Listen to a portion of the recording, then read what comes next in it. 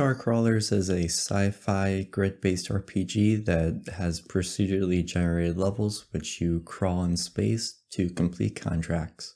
But before diving into the gameplay, there's a neat eye tracking option that you can use with the game. I did not have a webcam that I could use it with, so I don't have experience with it, but nevertheless it is a neat feature to see. And while we're in the options, I highly recommend turning on fast combat because the combat animations in this game are extremely slow. Even turning on the fast combat doesn't speed it up a whole lot, but it's still helpful. They should have really put like a turbo speed option for the combat, but we'll get to that later. So within the game you play as a crawler, which is basically a mercenary that takes on contracts for various different factions.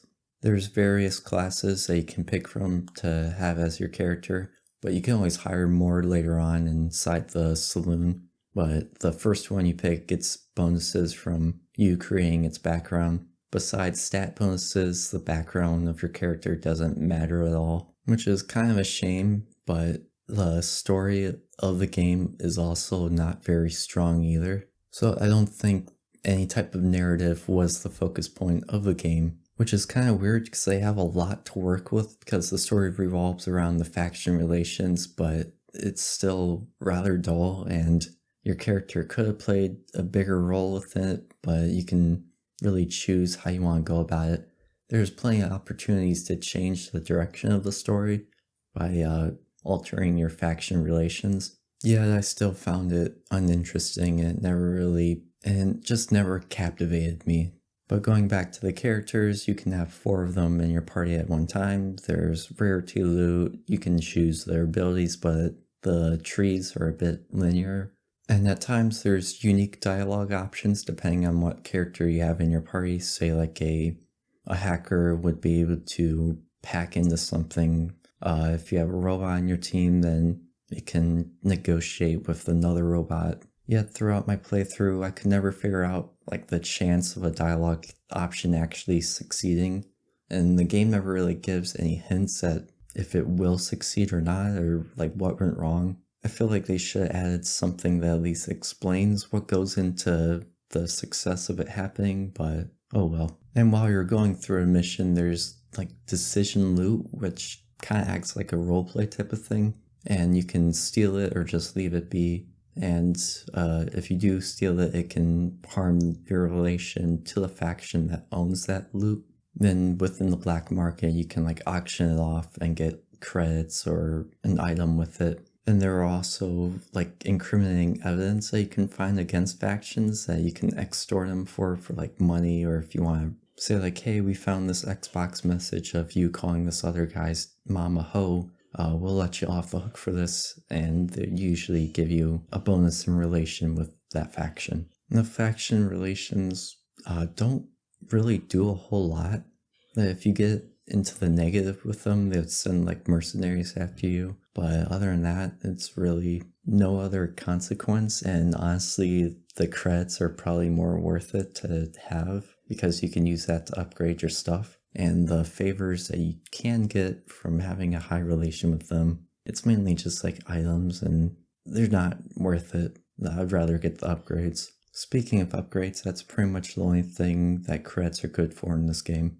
There's really no other shops. I mean, there are shops like medical supplies and like things you can attach to your equipment to make them better, but the equipment stuff is just so minor that it doesn't matter. And the medical stuff, you can find a ton of it within just from doing the side missions, which you'll have to do anyway. There are puzzles in this game, but they're limited to just the story missions, and they're very few and far between. And sometimes there are secrets within a mission, including side missions, and you can find data files lying around that help you reveal them. And they usually just lead to a loot cache. In terms of enemies, they move when you move and fits the whole grid-based movement. That takes a bit of getting used to, but you'll adapt quickly to the movement. You'll mainly be fighting robots except for a select few, but they're later in the game, and they don't come up as often as the robots. I mentioned earlier that you can have 4 team members in your party at one time, but you can always swap them out. Yet you do have to pick and choose them early on because they will lag behind in levels. So unless you want them on your team later on, you're gonna have to go through like a grind time, power hour, trying to buff them up. And that's just a whole lot of grinding. And this game's already grindy enough as it is, so it's not worthwhile. You're going to burn yourself out in the game if you try and bring an earlier character back up the level to where you are now.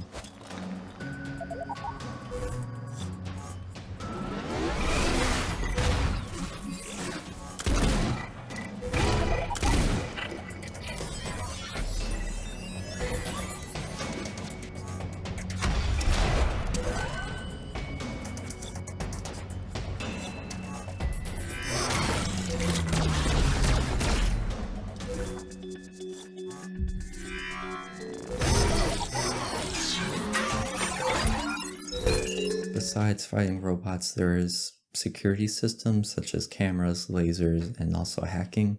And the hacking minigame is very dull. I hated it. It acts the same as regular combat, just with a different loadout. It also felt a lot slower than regular combat, which is slow enough as it is. And there's really no big benefit to hacking, so it's just not worth the time. There's also missions based around the hacking mechanic, but they're also just not worth the time, nor the rewards that they give. So the story missions are pretty much where the meat of the game is, because everything in them are more handcrafted while everything else is procedurally generated. And you also get the variety in enemies and scenery from the story missions, while the side missions are more or less pretty much the same, just with different coats of paint. Although sometimes you will get special encounters on a side mission, like one time I found a robot dog, and it gave me a little mission to help find its owner, which it gave me a choice to either return him or keep him, which I kept him. I'm not giving him to that bastard. But other than that, they're rather dull, and you'll mainly be using side missions to either get new equipment or levels to further proceed within the story.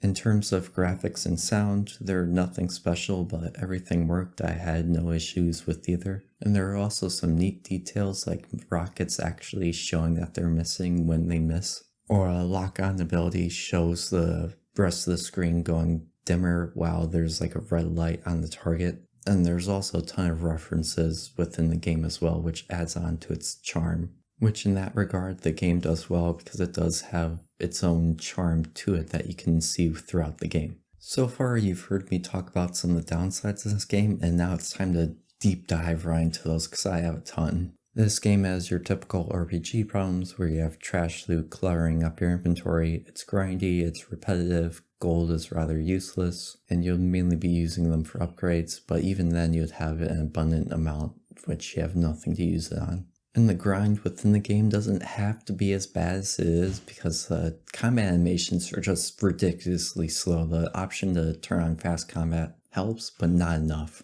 So if they just made the animations faster or just gave like a turbo speed combat action just to get through the grind of going through enemies after enemies, it'll be a lot better. There's one story mission in particular that has a tedious and unfun puzzle, and you'll know once you get to it, it's just a chore, it's not fun, and there's really no creativity in solving it. It's really just a set path that you have to go on to solve it. And once you get to the Buccaneers, there's a huge difficulty spike, and it stays elevated for the rest of the game. And this game does have a hard time trying to balance difficulty, and I can't imagine how bad it would be on higher difficulties past normal. And I feel that's especially true because enemies can be very annoying at times, because some of them are just bullet sponges, others just keep summoning reinforcements after reinforcements, and some of them just heal themselves to ridiculous amounts where it's just a fucking chore just to kill them, because they keep healing and it drags on the fight longer and longer, and you don't have any supplies to keep going, and it's just a battle attrition that you can't win.